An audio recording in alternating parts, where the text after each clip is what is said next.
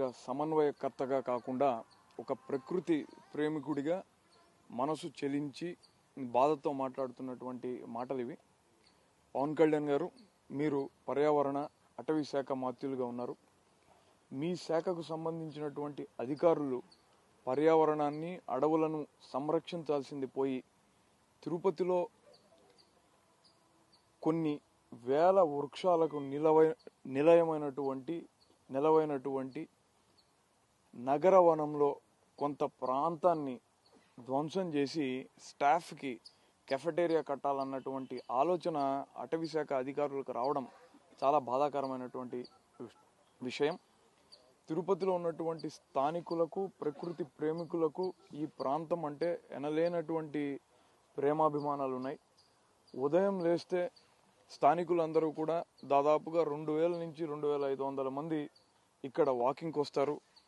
ప్రకృతి ప్రేమికులు ఇక్కడ ఉన్నటువంటి లేళ్లను కానీ, నెమళ్లను కానీ, మరి ఇతర అడవి జంతువులను చూడడానికి ఎంతో ముచ్చట పడుతూ ఉంటారు. ఇటీవల కాలంలో ఒక వారం క్రిందట ఇక్కడ నుంచి జింకలు రోడ్డు దాటి అవతల వైపు ఉన్నటువంటి మిలిటరీ పార్క్కి రావడం తటస్థించింది. ఇదేదో యాదృచ్ఛికంగా జరిగింది. అడవి జంతువులు రోడ్లు దాటుతూ ఉంటాయి, ఇవి షరా మామూలే అని అనుకున్నాం. కానీ వాస్తవానికి ఇక్కడ చూస్తే ఇక్కడ జరుగుతున్నటువంటి ధ్వంసకాండకు భరించలేక కొన్ని జంతువులు భయభ్రాంతులకు గురై రోడ్లు దాటేటటువంటి ప్రమాదం ఏర్పడుతుంది. ఇక్కడ ట్రాఫిక్ కూడా చాలా ఎక్కువ. పొరపాటున ఏ జంతువు అయినా కూడా, అది ఒక చిరుతపులి కావచ్చు, ఇక్కడ చిరుతపులి కూడా సంచరించినట్లుగా మనకు ఎన్నో సందర్భాల్లో మనం అందరం కూడా విన్నాం, చూసాం. పొరపాటున ఏదన్నా ఆ జంతువుకు హాని కలిగితే దానికి బాధ్యత ఎవరు వహించాలి?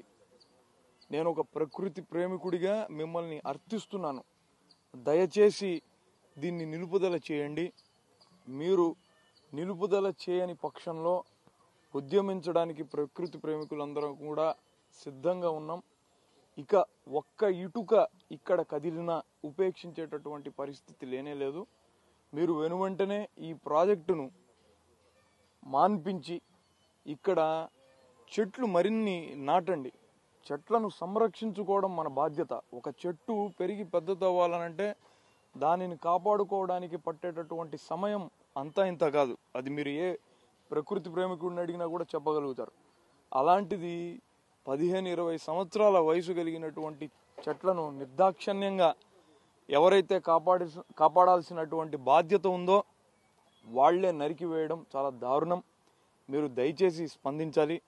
ఎమ్మెల్యే గారి నివాసం కూడా ఇక్కడి నుంచి కూర్తవేటు దూరంలోనే ఉంది.